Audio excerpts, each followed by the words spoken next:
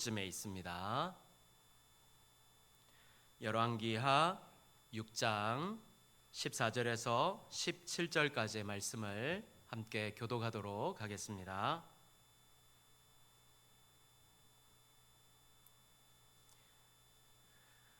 왕이 이에 말과 병거와 많은 군사를 보내매 그들이 밤에 가서 그 성읍을 에워쌌더라.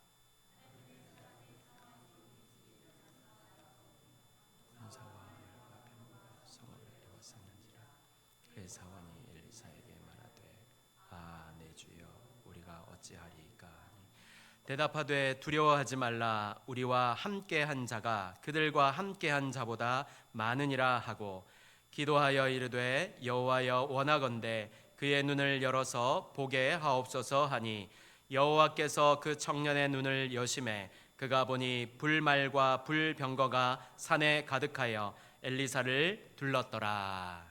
아멘.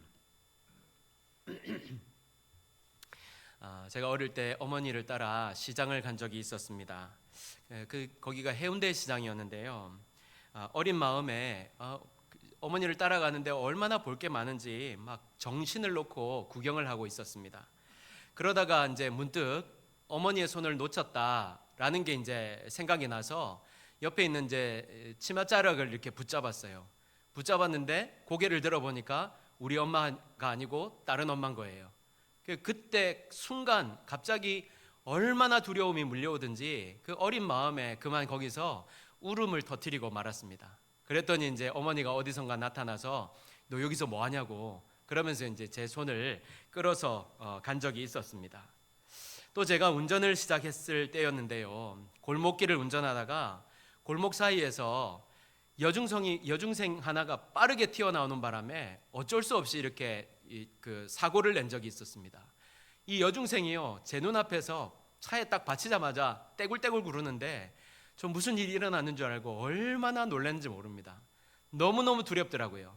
근데 이제 이 학생을 데리고 병원을 가서 이렇게 검사를 받아보니까 다행히 이제 아무 이상이 없었는데, 그런데 이제 이 정리하는 과정이 있잖아요. 근데 그 정리하는 과정에서 혹시나 이 학생에게 무슨 일이 있었을까봐, 무슨 일이 또 일어날까봐 너무너무 많이 두려워지더라고요. 그 두려움이 저를 사로잡는데 이게 주체할 수 없이 너무너무 두려웠습니다. 다행히도 며칠 사이에 그 학생은 아프지 않았고 또 부모님도 좋은 분들을 만나서 아무 일 없이 잘 해결할 수 있었습니다. 제가 지금 무슨 말씀을 드리려고 하느냐면요, 이처럼 우리는 살아가면서 참으로 다양한 두려움들을 만나며 살아갑니다. 그렇게 보면 어릴 때부터 우리는요 많은 두려움 가운데 살아간다 이렇게 말씀드릴 수 있는데요, 어릴 때는 어릴 때만의 두려움으로, 또 청소년이나 청년 때는 공부에 대한 두려움이 있기도 하고 또 진로에 대한 두려움이 찾아오기도 하지요. 또 친구 관계에 대한 두려움도 있습니다. 어른이 되어서는 어떻습니까? 더 많은 두려움에 노출되어 살아가지요. 생활에 대한 두려움, 물질에 대한 두려움, 전쟁으로 인한 두려움, 특히 병에 대한 두려움과 죽음에 대한 두려움 등 많은 사람들이 이런 두려움 때문에, 두려움으로 인해 날마다 고민하며 걱정하며 그렇게 살아갑니다. 그리고 혹시 지금 이 자리에는 또 다른 두려움으로 인해 고민하고 걱정하는 분들이 계실지 모르겠습니다. 그렇다면 우리를 이렇게 짓누르는 모든 두려움을 이기고 평안함으로 살아갈 방법은 없을까요? 오늘 말씀을 살펴보면서 두려움 없이 담대하게 또 평안하게 살 수 있는 비결을 발견하고 평안함 가운데 살아갈 수 있는 저와 여러분이 되시기를 바랍니다. 오늘 본문을 보면요, 아람 왕과 이스라엘 사이에 이제 전쟁 중에 일어난 일을 말씀하고 있는데요, 아람 왕이 이스라엘과 이제 더불어 싸우려고 합니다. 그런데 싸우려고 할 때마다 이상하게도 모두 다 막히는 겁니다. 군사를 이쪽으로 보내면 이쪽에 미리 군사가 와 있고 저쪽으로 보내면 저쪽에 미리 군사가 와 있는 거예요. 이게 뭘 해도 안 되는 거죠. 이제 전쟁을 해야 되는데 마음은 먹었는데 이게 상대가 안 되는 거예요. 그래서 아람 왕이 이거는 분명히 우리 중에 이스라엘 왕하고 내통하는 사람이 있다. 그러지 않고서는 도저히 이룰 수가 없다, 이런 결론을 내립니다. 근데 이 말을 들은 아람 왕의 신하 중에 한 사람이 그거 아니다, 이스라엘의 선지자 엘리사라는 사람이 있어서 그 사람이 당신 침실에서 일어난 일까지 이스라엘 왕에게 다 고하기 때문에 그래서 지금 이 전쟁이 안 되는 거다, 이제 이렇게 이제 보고를 하게 되지요. 그래서 이제 열받은 아람 왕이 엘리사를 죽이려고 밤중에 군대를 이제 보내게 됩니다. 그리고는 엘리사가 있는 성읍 도단을 이제 에워싸게 되는데요. 참고로 이 도단은 요셉이 형들에 의해 팔린 곳입니다. 오늘 먼저 이 말씀 속에서 우리가 한 가지 도전을 받아야 되는데요. 그것은 우리는 세상에 껄끄러운 존재가 되어야 한다는 것입니다. 오늘 한번 보십시오. 아람이 군대를 이끌고 온 이유가 무엇입니까? 이 엘리사라는 사람을 살려두고는 자신이 뜻한 바를 이룰 수 없었기 때문입니다. 그래서 엘리사를 죽이려고 아람 왕이 군대를 보낸 거예요. 여러분, 우리가 어떤 사람이 되어야 됩니까? 세상에 나가서 어떤 사람으로 살아야 합니까? 우리로 인해서 세상이 자기 뜻대로 하지 못하는 그런 사람으로 살아야 합니다. 우리로 인해 악한 일을 하지 못하는 그런 사람이 되어야 된다는 겁니다. 그래서 세상 사람들의 눈에 가시 같은 사람이 되어야 되는 거죠. 저 사람만 없으면 내 마음대로 할 수 있는데, 저 사람만 없으면 내 뜻대로 적당히 거짓말해가며 거짓 서류를 꾸며서 편취하고 편안하게 그렇게 죄 지으면서 사회생활을 하면서 살 수 있는데, 라는 그런 생각을 하게 하고 마음대로 하지 못하도록 만드는 그런 사람이 되어야 된다는 거죠. 디모데전서 6장 11절에서 12절을 보면요, 오직 너 하나님의 사람아, 이것들을 피하고 의와 경건과 믿음과 사랑과 인내와 온유를 따르며 믿음의 선한 싸움을 싸우라. 영생을 취하라. 이를 위하여 내가 부르심을 받았고 많은 증인 앞에서 선한 증언을 하였다, 이렇게 말씀하고 있습니다. 특히 여기 보면요, 믿음의 선한 싸움을 싸우라고 했어요. 여러분 꼭 기억하십시오. 우리는요, 세상에 빛과 소금으로 부름을 받은 사람들입니다. 보내심을 받은 사람들이에요. 여러분, 빛이 무엇입니까? 어둠을 밝히는 그런 역할을 하기도 합니다만, 어둠을 밝힌다는 것은요, 단지 그냥 밝게 만드는 것을 뜻하는 것이 아닙니다. 어둠을 물러가게 하는 것입니다. 우리가 있으므로 더 이상 어두움이 그 자리에 있지 못하도록 그렇게 하는 것입니다. 또 소금이 무엇입니까? 여러분, 소금으로 아토피를 치료한다는 말 들어보셨습니까? 그 외에도요, 이 소금의 효능은 이루 말할 수 없이 다양하고 뛰어난 효과를 지니고 있어요. 무엇보다 썩지 않게 하는 그런 역할을 감당하게 하죠. 이 말은요, 내가 선 그곳에서 그 자리가 썩지 않도록 해야 하는 사명으로 살아야 한다는 것을 말씀하는 것입니다. 나아가서 치료하는 역할도 해야 되는 것이죠. 우리가 이처럼 세상에서 빛이 되고 소금이 되면요, 세상은 우리를 가만두지 않습니다. 가만두지 않아요. 오늘 본문의 아람 왕처럼 우리를 죽이려고 달려들 겁니다. 왜냐하면 우리 없으면 되니까요. 우리 없으면 자기 마음대로 살 수 있잖아요. 죄 지으면서 마음껏 살 수 있잖아요. 우리만 없으면 온갖 악행을 저지르며 살 수 있기 때문입니다. 그러니까 세상이 우리를 미워하고 싫어하는 것은 당연한 것입니다. 그렇게 우리가 세상이 감당하지 못하는 사람이 되어야 되는 것입니다. 그럴 때 우리도요, 하나님께서 친히 부르신 하나님의 사람으로 주님 부르신 목적에 합당하게 쓰임을 받으며 하나님께 영광을 돌리며 살 수 있는 것입니다. 하나님의 사람으로 부르심을 입은 여러분이 어느 자리에 있든지 이렇게 우리를 부르신 목적, 빛과 소금된 사명을 잊지 말고 하나님의 사람으로 오늘도 믿음의 선한 싸움을 싸워갈 수 있는 믿음의 사람들이 되시기를 축복합니다. 그래서 주님의 뜻을 이루어갈 수 있는 여러분이 선 자리에서 진정으로 빛과 소금으로 부르신 그 부르심에 합당하게 하나님께 영광을 돌리며 살아갈 수 있는 성도가 되시기를 간절히 바랍니다. 이렇게 아람이 밤중에 이제 온 성을 포위한 줄도 모르고 엘리사의 사환이 평소와 같이 아침 일찍 일어났습니다. 그리고 나가보고는 깜짝 놀랐지요. 왜 그렇습니까? 아람의 군대가 성읍을 완전히 포위하고 있었던 것입니다. 그야말로 독 안에 든 쥐 신세가 되었습니다. 얼마나 두렵고 얼마나 기가 막힌지 이젠 정말 죽었구나 이렇게 이제 생각했을 것입니다. 그래서 사환은요 엘리사에게 내 주여 우리가 어찌하리이까 어떻게 하면 좋습니까? 이제 다 죽었습니다. 끝났습니다. 이렇게 말하는 것입니다. 이 말에 엘리사가 사환에게 이렇게 말합니다. 16절입니다. 대답하되 두려워하지 말라. 우리와 함께한 자가 그들과 함께한 자보다 많으니라 하고. 아멘이십니까?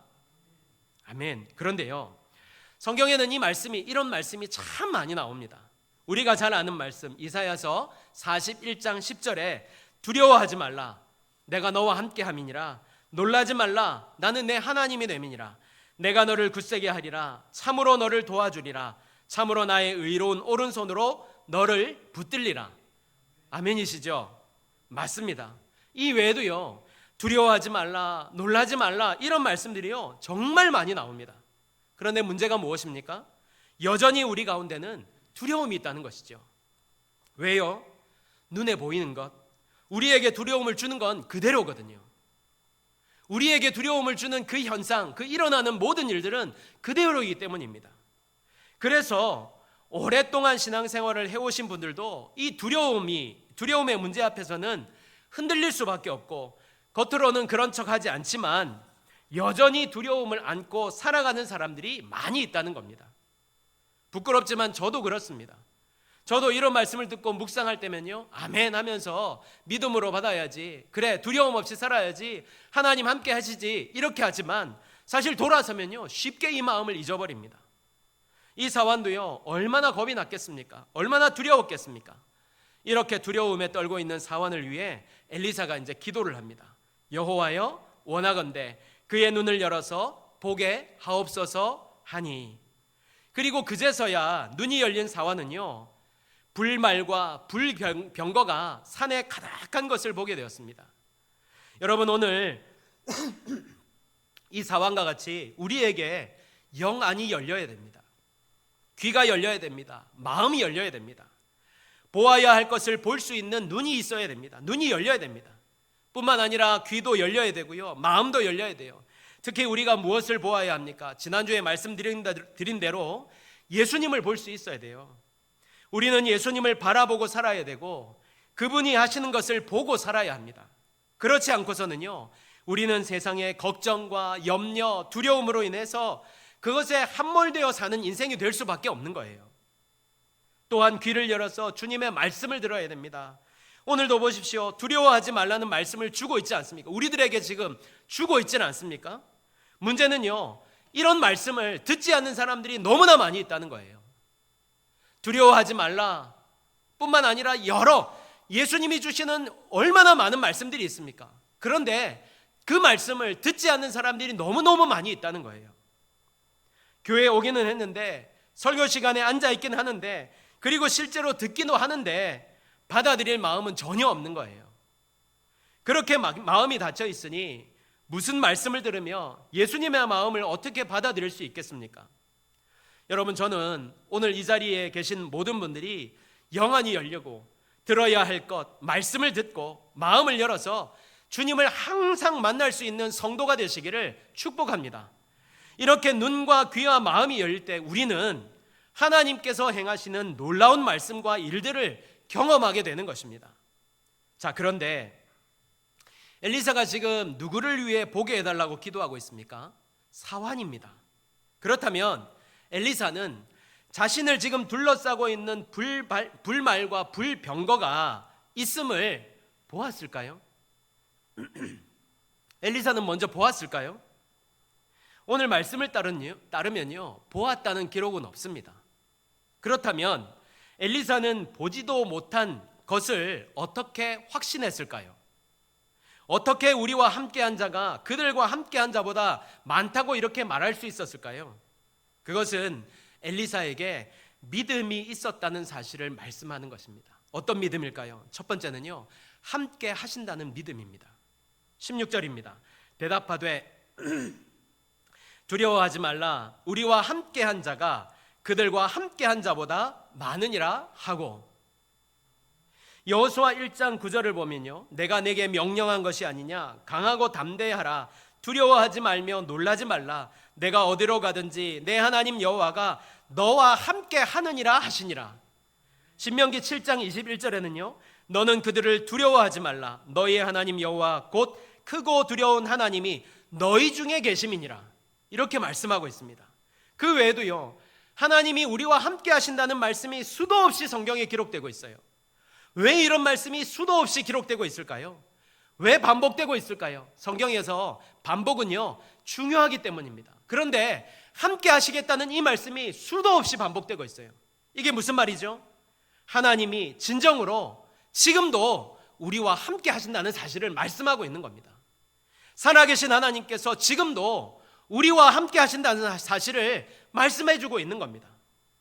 요한복음 14장 17절에 그는 진리의 영이라 세상은 능히 그를 받지 못하나니 이는 그를 보지도 못하고 알지도 못함이라. 그러나 너희는 그를 아나니 그는 너희와 함께 거하심이요 또 너희 속에 계시겠음이라, 이렇게 말씀하고 있습니다. 그래서 다윗은요, 시편 23편에서 내가 사망의 음침한 골짜기를 다닐지라도 해를 두려워하지 않을 것은 주께서 나와 함께 하심이라. 주의 지팡이와 막대기가 나를 안위하시나이다, 이렇게 고백할 수 있었던 것입니다. 사랑하는 여러분, 우리 주님이 저와 여러분과 함께 하신다는 사실을 꼭 믿으시기 바랍니다. 지금도 주님은 우리와 임마누엘 하신다는 사실을 믿으시길 바랍니다. 그러므로 주님이 나와 함께 하신다는 믿음으로 주님과 친밀하게 동행하며 살아갈 수 있는 성도가 되시기를 축복합니다. 두 번째는요, 도와주신다는 믿음입니다. 엘리사의 기도에 사환의 눈이 열렸습니다. 그래서 무엇을 보았습니까? 이렇게 기록됩니다. 17절에 여호와께서 그 청년의 눈을 여심해 그가 보니 불말과 불병거가 산에 가득하여 엘리사를 둘렀더라. 지난번 제가 선교사님 얘기를 해드린 적이 있었죠. 어느 선교사님이 사역지에 갔다가 이제 집으로 돌아오시는 길이었는데, 하필 돌아오는 길은 굉장히 이렇게 우범지대였습니다. 근데 돌아갈까 했는데 돌아가기에는 너무 시간이 늦어버린 거예요. 그래서 어쩔 수 없이 그 길을 이제 가게 됐는데, 그 길을 가면서 기도하면서 하나님 무사하게 이 길을 통과하게 해주십시오, 아무 일 없게 해주십시오 라고 이제 기도를 하는데, 그런데 이제 이 기도가 무색하게도 일단의 무리들이 저 멀리에 나타났습니다. 간절히 기도했지요. 하나님 해를 받지 않도록 도와주십시오, 아무 일 없도록 도와주십시오. 그러나 그 무리와는 점점 더 가까워지고 있었고 주위에는 이 선교사님을 도와줄 사람이 아무도 없었던 거예요. 근데 큰일이 난 거죠. 그런데 그 무리가 갑자기 하나 둘씩 막 도망가듯 이렇게 사라지는 거예요. 처음에는 무슨 일인지 의아했고 혹시나 싶어서 이제 뒤도 돌아보고 옆도 보니까 아무도 없었던 거예요. 그리고 무사히 선교사님은 이제 집에 돌아올 수 있었습니다. 그리고 이제 한참 시간이 지난 뒤에 그 무리에 있던 사람이 회심을 하게 됐는데요. 그 회심을 하면서 이 선교사님에게 그때 있었던 일을 이제 얘기를 해줬어요. 실제로 그때 우리가 당신을 해하려고 했었다, 돈을 빼앗으려고 했었다. 그런데 무기를 들고 이렇게 접근을 점점점 하고 있었는데 갑자기 보니까 선교사님 주위에, 당신 주위에 사람들이 막 이렇게 서 있고 막 이렇게 이런 옥상 지붕이나 이런 데에도 사람들이 막 있더라는 거예요. 그래가지고 도무지 너무 많은 사람들이 있으니까 겁이 나갖고 이제 그 사람이 다 도망갔다는 거예요. 그리고 알아보니까 그 시각에 우리나라에서 이 선교사님을 위해서 간절하게 기도하고 있었고 그날 무사히 이렇게 귀가할 수 있었다는 사실을 알게 되었다는 것입니다. 여러분, 우리가 잘 아는 다윗의 고백, 천만인이 나를 둘러싸 친친다 하여도 나는 두려워하지 아니하리이다, 이렇게 고백하면서요, 또 시편 27편 3절에서는 군대가 나를 대적하여 진칠지라도 내 마음이 두렵지 아니하며 전쟁이 일어나 나를 치려 할지라도 나는 여전히 태연하리로다, 이렇게 말씀하고 있습니다. 어떻게 이렇게 말씀할 수 있습니까? 어떻게 이럴 수 있지요? 도우시는 하나님을 믿었기 때문입니다. 주님이 나와 함께 하실 뿐만 아니라 사망의 음침한 골짜기에서도 건지시고 도와주실 분이라는 사실을 믿었기 때문입니다. 시편 46편 1절에 하나님은 우리의 피난처이시요 힘이시니 환난 중에 만날 큰 도움이시라 이렇게 말씀하고 있습니다. 이것을 꼭 기억하십시오. 우리 하나님이 능력이 많으신 분이십니다. 크신 분이십니다. 불가능을 가능하게 하시는 분이십니다. 그래서 우리를 도우실 수 있는 것입니다. 이 사실을 믿고 도와주시는 하나님을 믿고 주님만 의지하며 살아갈 수 있는 믿음의 사람들이 되시기를 바랍니다. 결론의 말씀을 드립니다. 앞서 말씀드린 대로요, 우리는 살아가면서 많은 두려움 앞에 놓이게 됩니다. 어쩌면 예전보다 훨씬 더 많은 두려움 가운데 살아가고 있는지 모릅니다. 육체적인 두려움, 정신적인 두려움이 우리를 엄습하고 알 수 없는 두려움마저 우리를 사로잡을 때가 있습니다. 이렇게 삶 가운데 두려움 가운데 살아가는 우리들에게 오늘 말씀은 주님이 함께 하신다, 주님이 도와주신다, 그래서 믿음으로 살아야 된다라는 사실을 말씀하고 있는 것입니다. 믿음의 눈으로 그것을 보아야 된다고 말씀하고 있는 것입니다. 그 믿음으로 오늘도 우리에게 주어주신 삶을 담대히 살아갈 것을 말씀해주고 있는 것입니다. 저는 이 자리에 계신 모든 분들이 어떠한 두려움의 상황 속에서도 주님이 늘 나와 함께 하시고 도와주심을 믿고 담대하게 믿음 생활을 하며 살아갈 수 있는 성도가 되시기를 축복합니다. 사망의 음침한 골짜기를 다닐지라도 해를 두려워하지 않았던 다윗과 같이 하나님이 함께 하시고 도와주심을 믿고 주님과 동행하며 살아가게 되시기를 바랍니다. 여러분, 주님과 동행할 때 주님과 동행하는 사람에게는 어떤 일이 일어날까요? 한마디로 말씀드리면요, 평안입니다. 평안. 우리 교회에 어떤 권사님께서 이렇게 검진을 받으셨는데요. 근데 검진을 받았는데 의심되는 것이 있어가지고 이렇게 결과가 나올 때까지는 이제 기다리는 시간을 이렇게 갖게 되었다고 합니다. 근데 저도 비슷한 경우가 있었는데요. 이 검진을 기다리는 이 기간, 좀 의심된다 이러는 그러면서 이렇게 기다리는 기간이요, 얼마나 두려운지 몰라요. 이 권사님도 아마 그러셨던 것 같아요. 많이 두려워하셨던 것 같아요. 그런데 오늘 이 수요기도회 이 시간에요, 기도회를 하는데 갑자기 이렇게 몸이 막 뜨거워지면서 마음에 확신과 평강이 찾아오더랍니다. 그때부터 어떻게 되겠습니까? 이제는요, 병이 중요한 게 아니더랍니다. 쉽게 말해서 평강이 병에 대한 근심과 염려를 이겨버린 거예요. 이게 여러분 평안입니다. 주님이 주시는 평안. 저는 저와 여러분에게 주님이 함께 하심과 도와주신다는 믿음으로 평강 가운데 살아가는 성도가 되시기를 다시 한번 예수님의 이름으로 축복합니다. 마지막으로 이 말씀으로 말씀을 마치려 합니다. 시편 42편 5절에 내 영혼아 내가 어찌하여 낙심하며 어찌하여 내 속에서 불안해하는가? 너는 하나님께 소망을 두라. 그가 나타나 도우심으로 말미암아 내가 여전히 찬송하리로다.